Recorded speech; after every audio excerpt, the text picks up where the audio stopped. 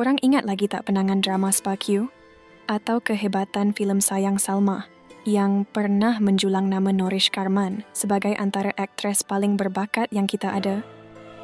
Tapi hari ini, cerita yang kami bawa bukan pasal skrip drama atau gosip cinta lokasi, tapi pasal satu realiti yang cukup pedih untuk ditelan. April 2026 menjadi saksi, primadona yang dulunya cukup lincah dan berkarisma, kini dilaporkan sedang terduduk dan terpaksa bergantung sepenuhnya pada kerusi roda. Apa yang dah jadi dengan Nourish Karman sebenarnya? Kenapa jantung beliau dikatakan menanggung beban melampau sampai nyawa di hujung tanduk? Dari kisah pengorbanan membesarkan 8 orang anak sebagai ibu tunggal, sampailah ke transformasi beliau sebagai Sir NK di University. Jom kita kupas satu persatu perincian hidup Nourish Karman yang bakal buat korang rasa sebab dan kagum dalam masa yang sama. Let's go!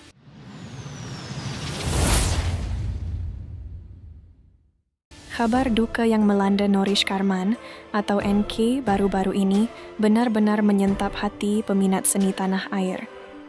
Bayangkan, dalam usia 51 tahun, beliau kini sedang bergelut dengan masalah kesihatan yang sangat serius berkaitan dengan tahap darah merah, iaitu hemoglobin dan zat besi yang terlalu rendah dalam badan. Menurut pendedahan anaknya, Manda atau Cici, keadaan fizikal ibunya kini dikategorikan sebagai high risk atau berisiko tinggi. Nourish kini dilarang sama sekali oleh dokter untuk berjalan jauh atau melakukan sebarang kerja berat. Kenapa? Sebab bila darah tak cukup, jantung terpaksa mengepam 2 kali ganda lebih laju untuk hantar oksigen ke seluruh badan. Kalau dipaksa juga, risikonya sangat ngeri, iaitu serangan jantung mengejut atau angin ahmar, iaitu stroke.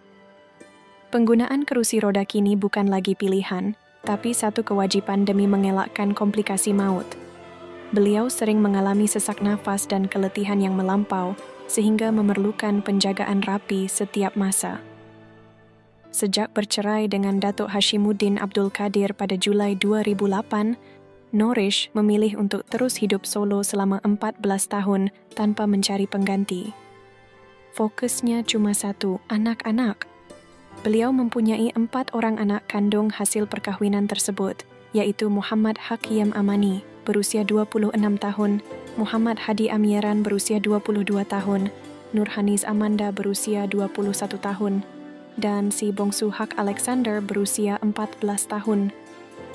Namun, apa yang paling luar biasa adalah kemuliaan hati Nourish yang nekat mengambil 4 orang lagi anak angkat pada Jun 2020, tepat ketika negara sedang dilanda pandemik COVID-19. 4 beradik itu ialah Hasbi Fadullah berusia 15 tahun, Hasha Farahia berusia 13 tahun, Hazik Fadillah berusia 12 tahun, dan Hazra Farisha berusia 7 tahun.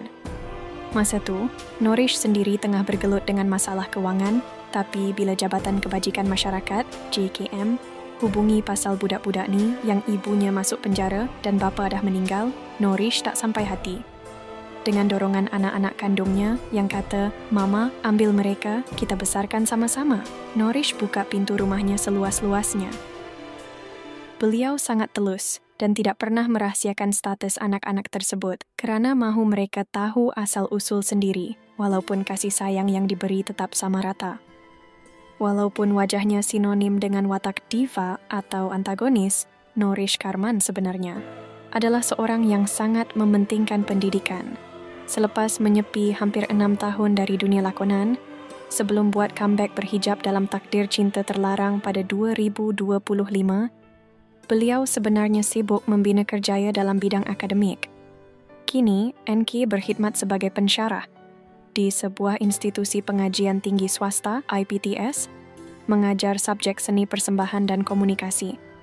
Menariknya, di kampus beliau lebih selesa dipanggil Sir NK atau Mama NK oleh pelajarnya dan enggan dilayan seperti artis populer. Beliau juga pernah berkhidmat sebagai penyampai berita di bernama News Channel, BNC, dan aktif sebagai pengacara majlis, MC, penceramah, malah seorang chef yang hebat. Namun, impian terbesarnya yang masih belum tercapai adalah menggenggam gelaran Dr. Falsafah PhD. Beliau mahu membuktikan bahawa pelakon veteran juga mampu menyumbang ilmu secara formal kepada negara, walaupun kini impian itu sedikit terganggu dek masalah kesihatan yang meruncing. Ramai pakar dan orang terdekat percaya kemerosotan kesihatan Nourish ada kaitan rapat dengan trauma emosi yang dialaminya pada tahun 2023.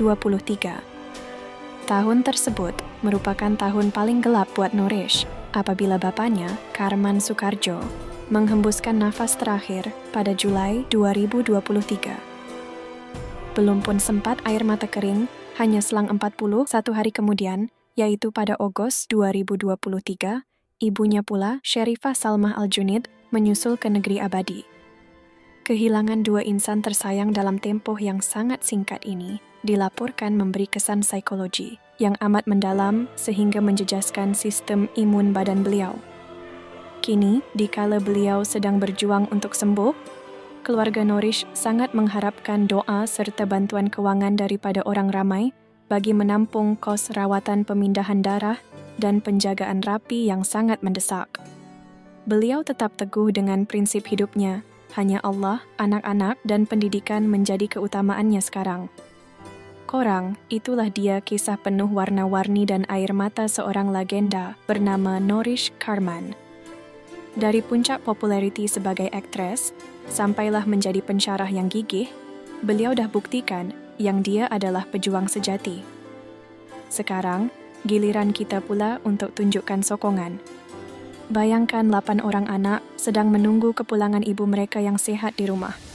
Jom kita doakan keajaiban buat Nourish Karman supaya beliau kembali pulih, dapat habiskan PhD dan terus menginspirasikan kita semua.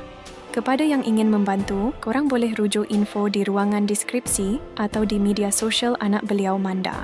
Jangan lupa tekan butang like share video ni supaya lebih ramai yang mendoakan beliau dan subscribe untuk terus menonton video dari kami.